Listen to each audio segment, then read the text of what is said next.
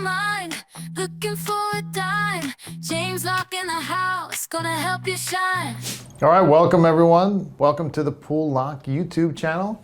I'm James Locke, and today we're going to answer some of the Ask James questions of the day.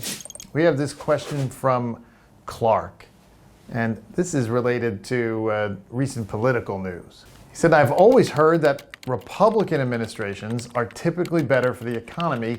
Is this actually true?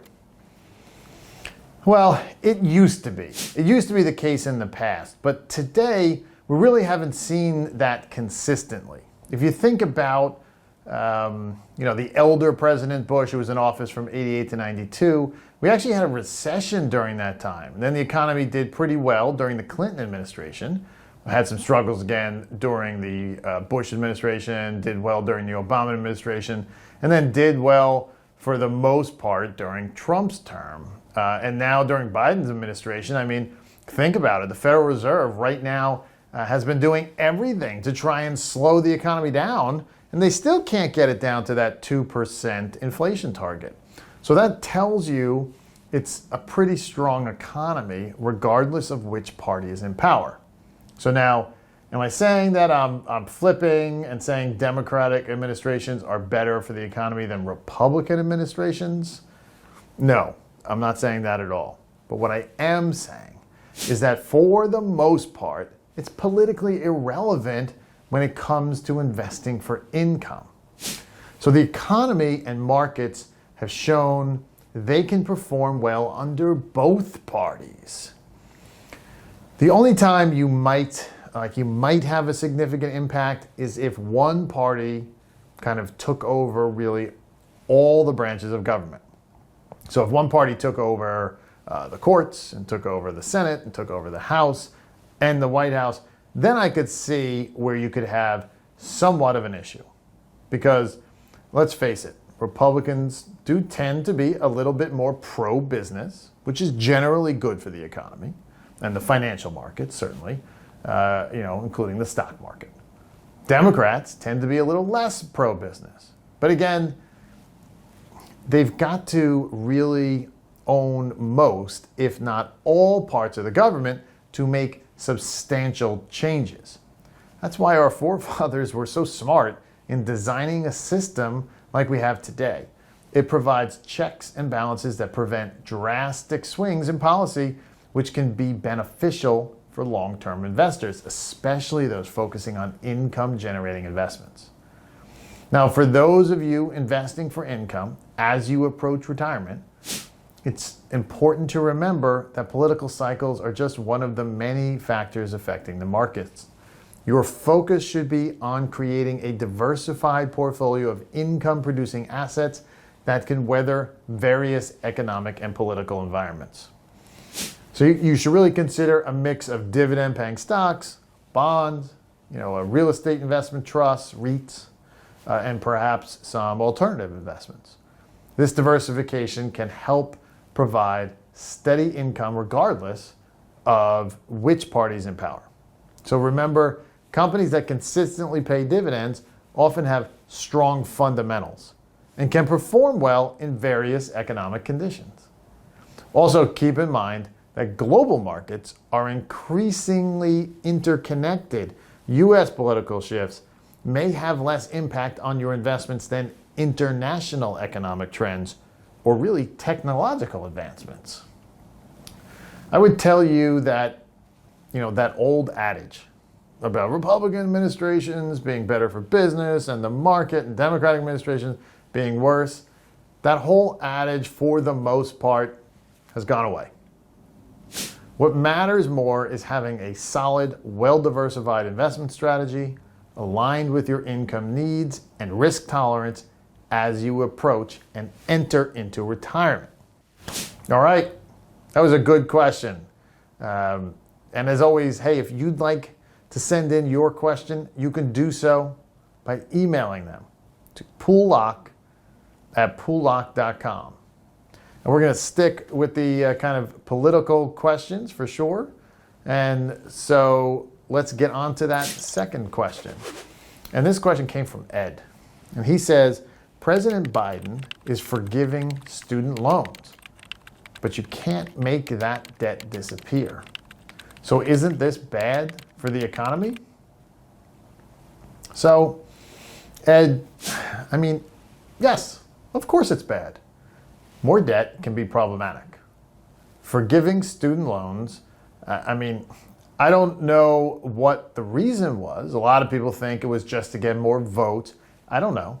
Or maybe it's some idealistic thought, but I don't know that. I know that I had to pay my student loans, and Ed, you probably had to pay yours.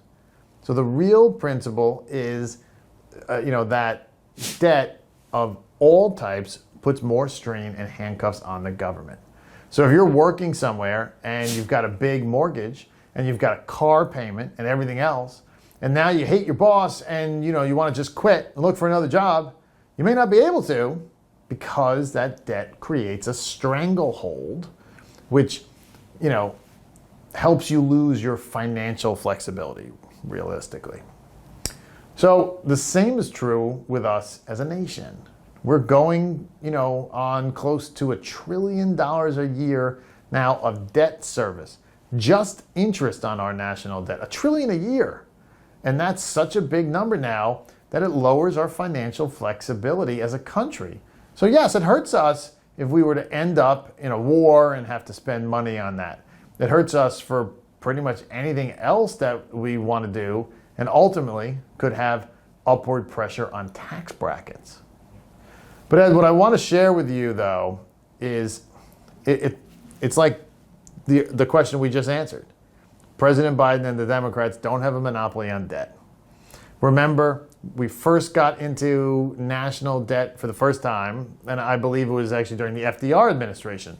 Before that, we would take on debt when we were in a recession, and then we would pay it off in the good times, kind of like a credit card, right?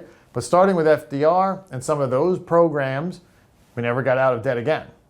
And it's gone up with every single administration, Democrat or Republican, even recently. So yes, President Biden did a lot to push to increase the debt. I agree. But also, during the Trump administration, there was a lot of spending and a lot of debt increase at that time too. So again, let's understand that it's not Democrat or Republican.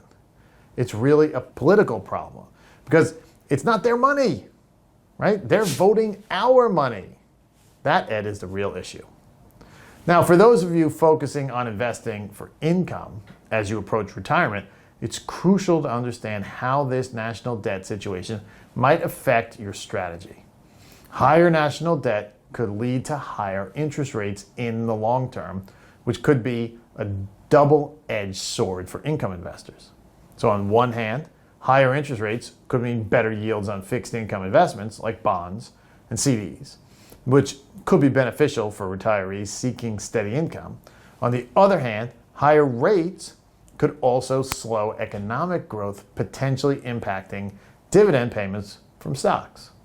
So given this uncertain environment, it's important to diversify your income sources.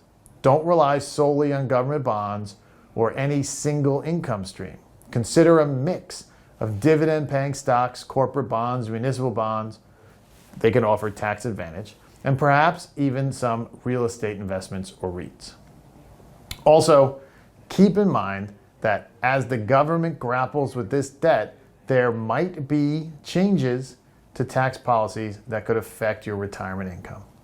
So it's wise to stay informed and flexible in your planning. Remember, while we can't control national fiscal policy, we can control our personal financial decisions. Focus on building a resilient, diversified income portfolio that can withstand various economic scenarios. And always be prepared to adjust your strategy as the economic and political landscape evolves. Two great political questions today. Thanks for these awesome questions. As always, if you'd like to send in your questions, you can do so by emailing them to poolelock@poolelock.com. If you like what you heard, go ahead, like and subscribe to our channel. I'm James Locke, your retirement income source. See you next time. Money on my mind, looking for a dime. James Locke in the house, gonna help you shine. Retirement is near, don't you live in fear. Listen up, my friend, let me make it clear. Savings in the